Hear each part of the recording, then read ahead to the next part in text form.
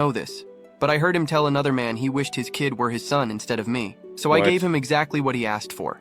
And now, I treat him like a stranger. I was 14 when I heard the words that changed everything between my dad and me. We were at my brother Noah's baseball tournament. Noah was 16, the star pitcher, the golden boy who could do no wrong. I played soccer, but my dad never showed up to my games. There was always an excuse. Work ran late, the car broke down, a headache, something. But for Noah, he never missed a single game, not once. That day, I left my phone in Dad's truck, so I went back to get it during the 7th inning. That's when I heard him talking to another father in the parking lot. The man was complaining about his own son, saying the kid had no drive, no passion, no energy. My dad laughed, then said something that hit me like a punch to the chest. He said, "You should trade him for mine." Not Noah, obviously, the other one. "Ethan's so forgettable, you probably wouldn't even notice the difference." They both laughed. And then Dad added, "Sometimes I watch Noah out there and think, what if I had two like him instead of one useless one? That would have been the dream."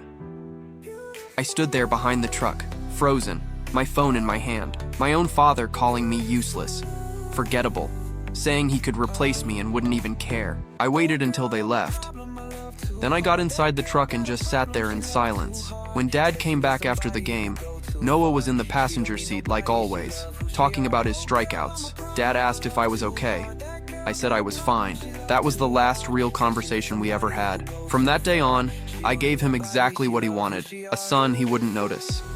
I stopped asking him to come to my games, stopped telling him about school, my friends, or anything that mattered to me. When he asked how my day was, I said fine. When he tried to start a conversation, I answered with one word and left the room. At first, he didn't notice. He was too busy living through Noah's victories. But a few months later, something shifted. He started knocking on my door at night, asking if I wanted to shoot hoops in the driveway. I told him I had homework. He'd ask if I wanted to grab burgers after practice. I said I wasn't hungry. He'd try to ask about soccer season. I'd tell him it was fine and walk away.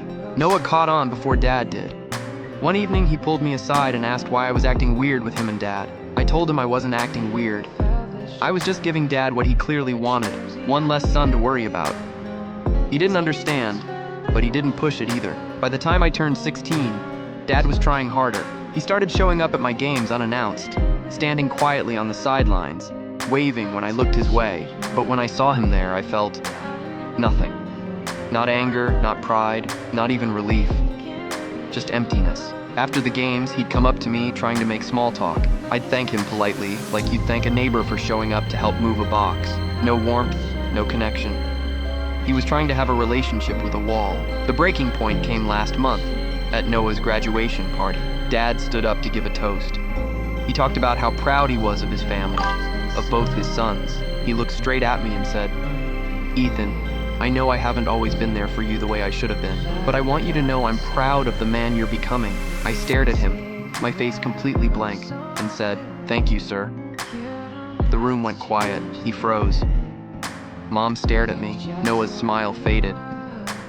I didn't care. After the party, Dad cornered me in the kitchen. He said we needed to talk, that something was wrong between us, that he missed his son. I looked him straight in the eyes and said, "I don't know what you mean, I've always been here." He shook his head. "No, you haven't. You've been somewhere else for years and I don't know why." I almost told him. I almost threw those words from the parking lot right back in his face. But then I realized something he didn't deserve to know. He got exactly what he wanted, a son so forgettable, he could live under the same roof and never notice him. So I said, "I'm sorry you feel that way," and walked out. Now he slips notes under my door. He sends me texts asking if I want to hang out, if I'd go to a game with him. I always answer politely, "Maybe next